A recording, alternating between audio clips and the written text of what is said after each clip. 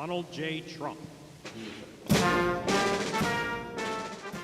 Why Trump's health just became a political problem. Something unusual happened at the White House. A sitting president stopped mid-ceremony, pointed to his doctor in the audience, and asked him to confirm, publicly, that he was healthier than two former presidents. That moment wasn't reassuring, it was a signal, because when a presidency starts defending its health narrative aloud, something has already changed. In Washington, power has always depended partly on theater.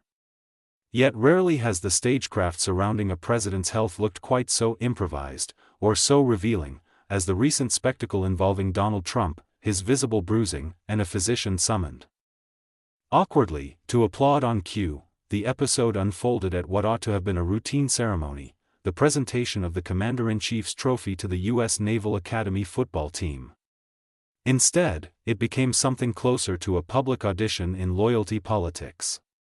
Spotting Ronny Jackson in the audience, Mr. Trump insisted he stand and confirm, before a room full of midshipmen, that the president was healthier than George W. Bush and Barack Obama. Such claims might once have passed as harmless hyperbole.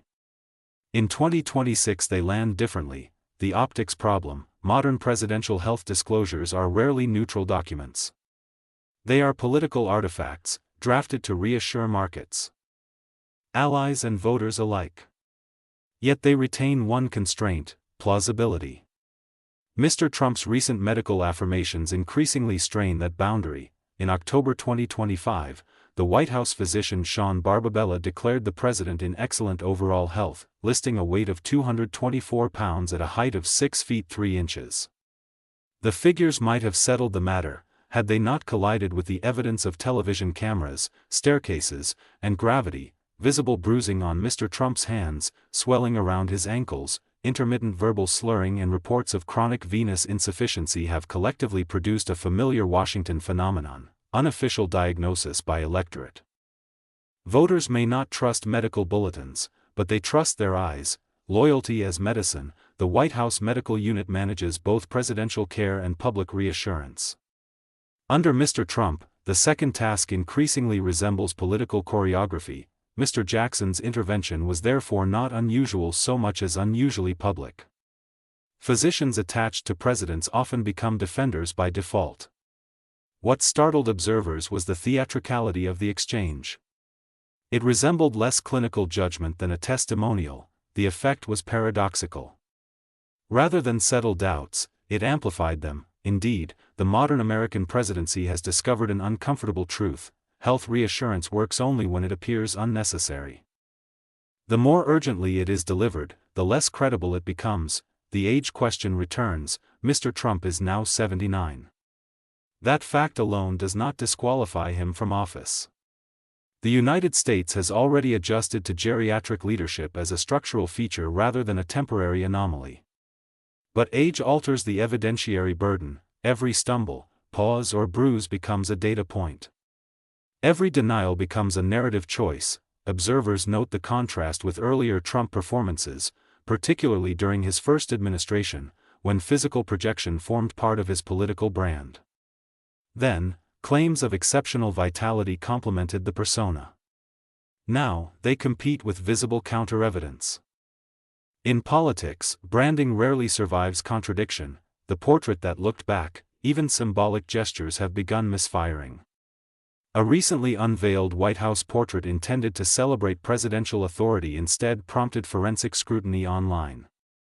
Viewers zoomed, compared, and annotated with the enthusiasm usually reserved for satellite imagery.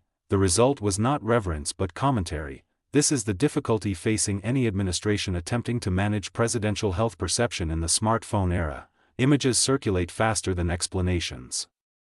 Assertions travel slowly, screenshots travel instantly. The White House insists the president remains vigorous. The internet insists on enlarging his hands.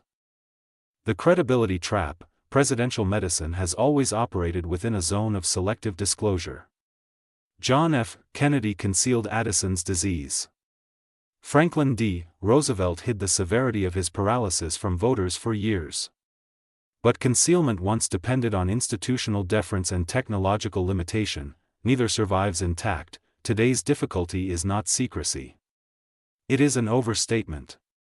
When a presidency claims excellent health in the face of visible uncertainty, it invites a credibility contest it cannot win. Even loyal audiences begin to distinguish between reassurance and insistence. The politics of visible decline. Mr. Trump's instinctive response to doubt has always been escalating. Critics question his stamina. He asserts superiority to younger predecessors. Observers note bruising. Physicians appear with compliments. Cameras linger, statistics emerge, yet each new defense raises the stakes of the next. A presidency that insists too strongly on vitality risks turning health into a referendum rather than a footnote. And once health becomes political territory, opponents need only point to the next staircase, the next slip, the next pause.